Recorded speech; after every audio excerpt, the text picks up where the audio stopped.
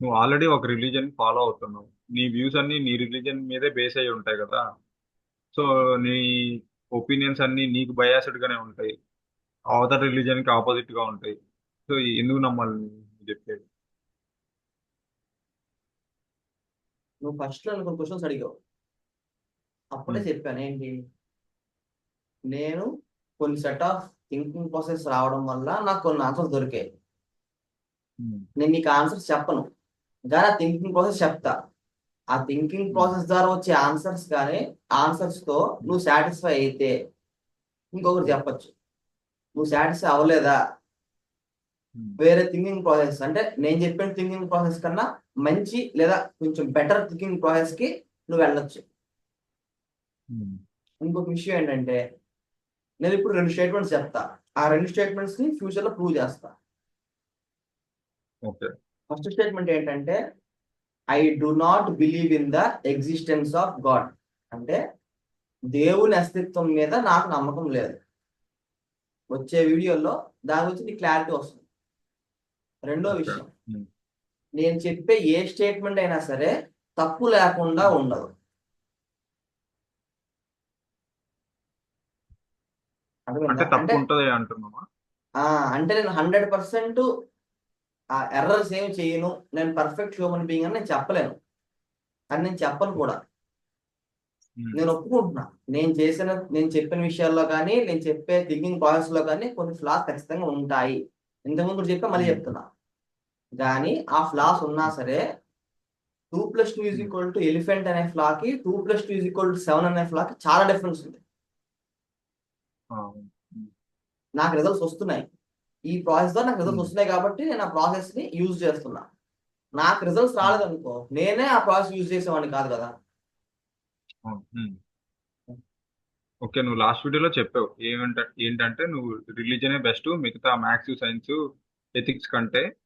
కానీ నాకు ఇంకా నమ్మబుద్ధి కావట్లేదు రిలీజనే బెస్ట్ అంటే. నేను చెప్పిన విషయం ఏంటంటే, ఉమ్. మ్యాథ్స్, సైన్స్, లాజిక్ ఈ మూడు డీల్ చెయ్యలేని విషయాల్ని రిలీజియన్ డీల్ చేయగలని చెప్పాను. ఆ మూడు కన్నా ఓకే. రిలీజియన్ బెస్ట్ చెప్పలేదు, రిలీజియన్ కూడా బెస్ట్ అని ఉమ్. చెప్తున్నా. అది ఓకే. అర్థం కావాలి అంటే ఒక ఫినామినా ఉంది, దాని అంటే డెల్యూజన్ ఆఫ్ ట్రూత్.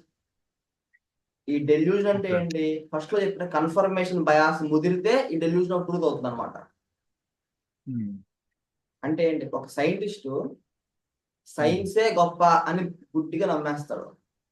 ఒక ఉమ్. మ్యాథమెటిషియన్ మ్యాథమెటిక్సే um. Perfect way of thinking అని చెప్పి నమ్ముతాడు.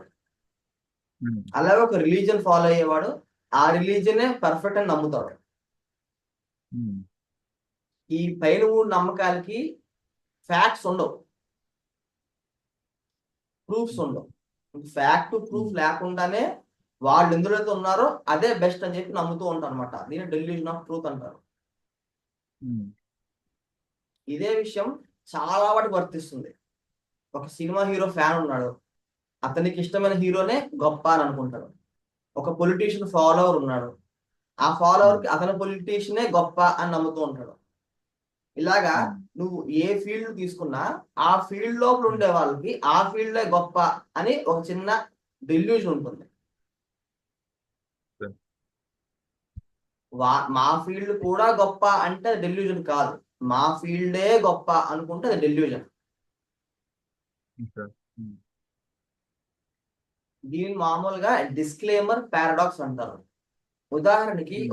ఒక పుస్తక రచయిత తన పుస్తకం ఉమ్. ముందు పేజీలో ప్రిఫేస్ లో రాస్తాడు అనమాట, నేను రాసిన పుస్తకాల్లో కొన్ని మిస్టేక్స్ ఉండొచ్చు. ఉమ్. ఇప్పుడు ఫిలాసఫికల్ థాట్ ఎక్స్పెరిమెంట్ ఏంటి? ఒక వ్యక్తిని 100 ఫ్యాక్ట్స్ అంటే అతను బాగా నమ్మే 100 ఫ్యాక్ట్స్ ని ఒక పుస్తకంలో రాయమని చెప్తే ప్రతి ఒక్క ఉమ్. ఫ్యాక్ట్ రాస్తాడు. ఆ వ్యక్తిని వన్ ఓకే. బై వన్ ఆ క్వశ్చన్ అడిగితే ఆ ఆ ఉమ్. ఫ్యాక్ట్ కరెక్టే, నేను బాగా నమ్ముతున్నాను అని చెప్పి చెప్తాడు.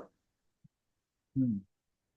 ఇప్పుడు ఆ 100 ఫ్యాక్ట్స్ పుస్తకంలో రాసి అతనికి ఇచ్చి ఇది 100% కరెక్టేనా అంటే ఇందులో కనీసం ఒక తప్పైనా ఉండొచ్చు అని చెప్తాడు అతను.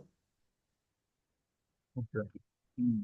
అంటే వన్ బై వన్ చెక్ చేస్తే అన్ని కరెక్టే అంటాడు, అన్ని కలిపితే ఉమ్. కనీసం ఒకటైనా తప్పు ఉండొచ్చు అని చెప్పాడు అనమాట. ఇది ఓకే. Disclaimer paradox. అంటే అది పారాడాక్స్ అంటే ఉమ్, పారాడాక్స్ కూడా కాదు, అలా కనిపిస్తుంది. దాని లోపలికి వెళ్తే ఉమ్, అంటే ఇప్పుడు ప్రతి ఫ్యాక్ట్ ఒక మనిషి 100% నమ్మడు. ఉమ్, ఒక 90% నమ్మాడు అనుకో ఫ్యాక్ట్ నెంబర్ ఏ, అలా అందులో ఉన్న అన్ని ఫ్యాక్ట్స్ 90% నమ్ముకుంటూ వచ్చాడు. ఉమ్, ఇప్పుడు మొత్తం 100 ఫ్యాక్ట్స్ కి ఎంత అవుతుంది పర్సెంటేజ్? దాదాపు యావరేజ్ గా 90% ఉంది. ఉమ్, అంటే దాని అర్థం ఏంటి? ఉన్న 100 ఫ్యాక్ట్స్ లో 90% ఫ్యాక్ట్స్ కరెక్ట్ అని అర్థం. ఓకే. అర్థమవుతుందా? ఉమ్, అంటే మనం నమ్మే విషయాల్లో కూడా మనకి ఎంత నమ్మకం ఉందో తెలుసుకుంటే ఉమ్, ఎక్కడెక్కడ మనం నమ్మకూడదో తెలిసిపోతుంది. ఓకే. ఇది మనం మిగతా ఫీల్డ్స్ అప్లై చేసి చూద్దాం. ఉమ్, ఉదాహరణకి ఒక సైంటిస్ట్ తీసుకుంటే, సైంటిస్ట్ ఉపయోగించేది సైన్స్. ఆ సైన్స్ లో um, one of the major axiom cause and effect axiom. అంటే ఏంటి? ఏ వస్తువు జరిగినా లేదా ఏ విషయం జరిగినా అది ఎఫెక్ట్ అయితే దానికి ఖచ్చితంగా ఒక కాజ్ ఉంటుంది, ఒక కారణం ద్వారా మాత్రమే ఒక ఎఫెక్ట్ వస్తుంది అని చెప్పి ఒక యాక్సియం అనమాట.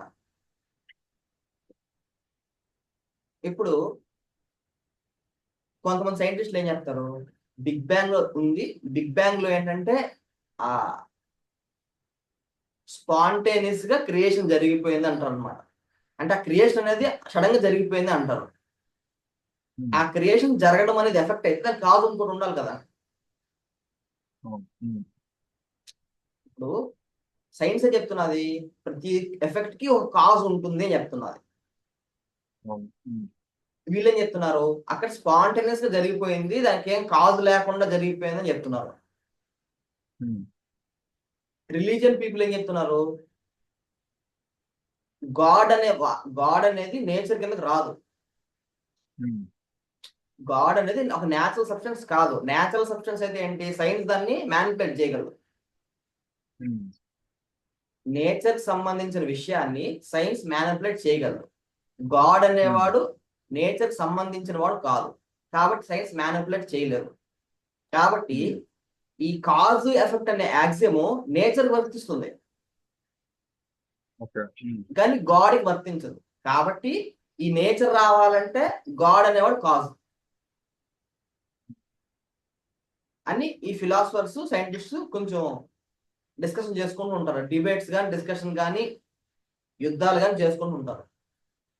ఉమ్, ఇప్పుడు సెకండ్ కేసు ఏంటి? నాస్తికులు ఉన్నారు, ఏథిస్ట్స్. ఉమ్, నేను చెప్పేది యాగ్నోస్టిక్స్ కాదు. అంటే ఏంటి? దేవుడు ఉండొచ్చు ఉండకపోవచ్చు అనే వాళ్ళ గురించి కాదు, దేవుడు లేడు ఉమ్, అని చెప్పే వాళ్ళ గురించి. ఓకే. ఉమ్, సైంటిఫిక్ ఎంక్వైరీ ఏం చెప్తున్నది? ఒక వస్తువుని ఒక విషయాన్ని నమ్మాలి అంటే దానికి ఎవిడెన్స్ ఉండాలి. ఉమ్, ఇప్పుడు సైన్స్ లో ఎవిడెన్స్ కావాలి, రిలీజియన్ లో ఎవిడెన్స్ అక్కర్లేదు. రిలీజియస్ పీపుల్ ఉమ్, ఏం చేస్తున్నారు? మాకు దేవుడు ఉన్నాడా లేడా అని చెప్పి మాకు నిరూపణ అవసరం లేదు అనుకుంటున్నారు. వాళ్ళని పక్కన ఉమ్, పెట్టేస్తే ఈ ఏథిస్ట్ సైన్స్ నమ్మేవాళ్ళు కదా. ఉమ్, సైన్స్ ప్రకారం ఒక విషయాన్ని నమ్మాలి అంటే దానికి ఎవిడెన్స్ కావాలి. దేవుడు ఉమ్, ఉన్నాడు అని నమ్మాలన్నా ఎవిడెన్స్ కావాలి, దేవుడు లేడు అని నమ్మాలన్నా ఎవిడెన్స్ కావాలి. ఉమ్, అర్థమైందా? ఓకే. ఉమ్, వర్షం పడట్లేదు అన్నా ఎవిడెన్స్ కావాలి, వర్షం ఉమ్, పడుతున్నది అన్న ఎవిడెన్స్ కావాలి. ఓకే. ఎవిడెన్స్ లేకుండా సైన్స్ లో ఏది నమ్మడానికి వీల్లేదు. కానీ ఏదిస్ట్ ఏం ఉమ్, చేస్తున్నారు? ఆ రూల్ బ్రేక్ చేసి దేవుడు లేడు అని నేను నమ్ముతున్నాను అని చెప్పుకుంటున్నారు. ఉమ్, ఎలా తెలుసు అంటే మనకు సైన్స్ ఎన్ని కనిపెడుతున్నారు, దేవుడిని ఎప్పుడు కనిపెట్టలేదు కాబట్టి అని. ఇంకా ఇంతకుముందు చెప్పాను, ఉమ్, సైన్స్ లో కానీ లాజిక్ లో ఫ్లా ఏంటి? తనకి తెలియని విషయము తనకు అసలు తెలియదు. కాబట్టి ఇలా చిన్న చిన్న విషయాల ద్వారా ప్రతి ఒక్కరూ డెల్యూజన్ ఆఫ్ ట్రూత్ గురి అవుతారు. ఎగ్జాంపుల్ నేనే ఉన్నా. ఇప్పుడు నేను చెప్పిన ఉమ్, విషయాలన్నీ నిజమని నేను అనుకుంటున్నా, అది నిజమో ఉమ్, కాదో నాకు కూడా తెలియదు. ఇప్పుడు ఓకే. నేను ఈ ఉమ్, డెల్యూజన్ ఆఫ్ ట్రూత్ నుంచి బయటకు ఎలా వస్తాను? ఇది యాక్సెప్ట్ చేస్తే బయటకు వచ్చినట్లు లెక్క ఒక విధంగా. ఉమ్, నాకు కొంత విషయం తెలుసు, ఆ విషయం ఎంత ఉమ్, సత్యనో నాకు తెలియదు. ఓకే. ఇప్పుడు మా ఊర్లో బస్సు పలానా టైంకి వస్తుందని చెప్పి నాకు ఒక విషయం తెలుసు. ఉమ్, 7 గంటలకు ఫస్ట్ బస్ వస్తుందని చెప్పి ఒక ఫ్యాక్ట్ ఉందనుకో. ఉమ్, జనరల్ గా ఎవరిని అడిగితే అదే చెప్తా, మామూలుగా 7 గంటలకు ఫస్ట్ ఉమ్, బస్ వస్తున్నది అని చెప్పి. ఒక 10 నిమిషాలు అటు ఇటు అవుతుంది. ఒక రోజు పొరపాటున గవర్నమెంట్ మా ఊరు బస్సులన్నీ క్యాన్సిల్ చేస్తుంది అనుకో, ఉమ్, ఆ విషయం నాకు తెలియదు. ఉమ్, మామూలుగా అయితే అక్కడికి వెళ్తాను, బస్సు లేకపోతే ఇంటికి వచ్చేస్తాను. అలా కాకుండా బస్సు ఉమ్, 7 గంటలకు వస్తుంది అదే దాన్ని బెట్ కాసి నా లైఫ్ రిస్క్ లో పెట్టలేను. ఎందుకు? నాకు తెలిసిన ఫ్యాక్ట్ అనేది ఏంటి, పాస్ట్ రెఫరెన్సెస్ ద్వారా నేను వచ్చిన కన్క్లూజన్ అది. ఓకే. ఉమ్, ఇప్పుడు sun rises in the east అనేది యాక్సియం లో ఉమ్, అనుకుంటున్నాం, కానీ అది యాక్సియం కాదు. ఎప్పటి ఉమ్, నుంచో ఒక డైరెక్షన్ నుంచే సూర్యుడు పైకి రావడం చూసి చూసి చూసి చూసి రేపు కూడా తూర్పు నుంచి వస్తాడు అని ఒక స్టేట్మెంట్ వచ్చింది.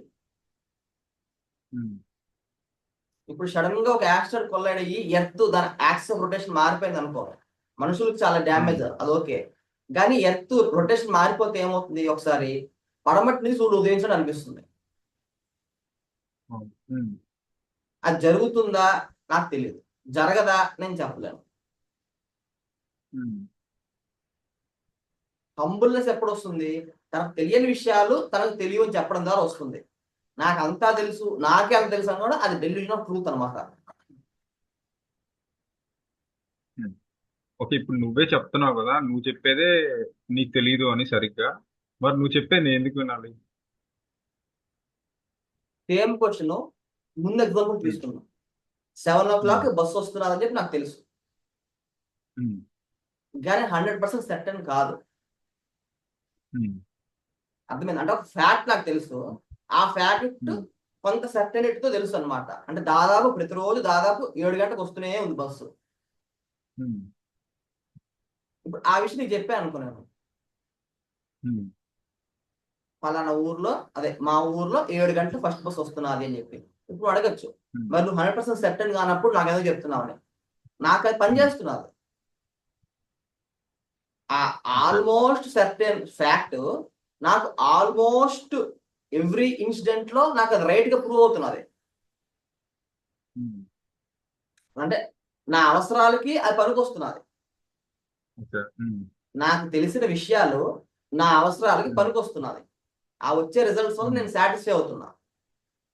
ఉమ్, ఇప్పుడు మళ్ళీ ఈ 2+2 ఎగ్జాంపుల్ అనమాట. 2+2 = 7 కాదు, ఉమ్, కానీ ఎలిఫెంట్ తో పోలిస్తే సెట్టన్ కదా అది. ఓకే. ఉమ్, అలాగా ఫ్యాక్ట్స్ కొన్ని తెలుసు, ఆ ఉమ్, ఫ్యాక్ట్స్ ఎంత కరెక్టో కొంత తెలుసు. ఉమ్, ఇప్పుడు నీకు తెలిసిన ఏ విషయము 100% కరెక్ట్ కాదు, అది అది తెలుసు ఉమ్, నాకు. ఓకే. ఎందుకు? మనకు తెలిసిన 99.999% విషయాలన్నీ వేరే వాళ్ళు చెప్పేవే కదా. ఉమ్, మనం ఆ తెలిసిన 00 మనకు తెలిసిన 0.00% అయినా సరే మనం ఎలా ఎక్స్పీరియన్స్ చేస్తున్నాం, మన సెన్సెస్ ద్వారా ఎక్స్పీరియన్స్ చేస్తున్నాం. ఉమ్, పోనీ మన సెన్సెస్ ఏమైనా పర్ఫెక్టా? కాదు కదా. కాదు. మంచి ఎండలో ఉమ్, నీకు ఎండమావి కనిపిస్తుంది, సౌండ్ అవ్వకపోయినా ఎవరో పిలిచారే అనిపిస్తూ ఉంటుంది. ఉమ్, ఒక్కసారి గట్టిగా పెర్ఫ్యూమ్ వాసన చూస్తే కొంచెంసేపు వరకు ఇంక వేరే వాసన నీకు తెలియదు. ఉమ్, జ్వరం వస్తే నాలుగు టేస్ట్ చూపించలేదు. ఉమ్, బట్టలు వేసుకున్నప్పుడు మనకు ఆ బట్టల ఆ ఫీలింగ్ తెలుస్తుంది, కానీ వేసుకున్న తర్వాత అవి ఉన్నట్టు కూడా మనకు తెలియదు.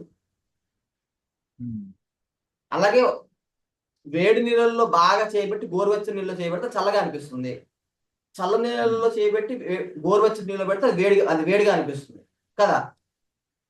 అవును. ఉమ్, అంటే ఇప్పుడు మనకు తెలిసిన సెన్సెస్ పర్ఫెక్ట్ కాదు.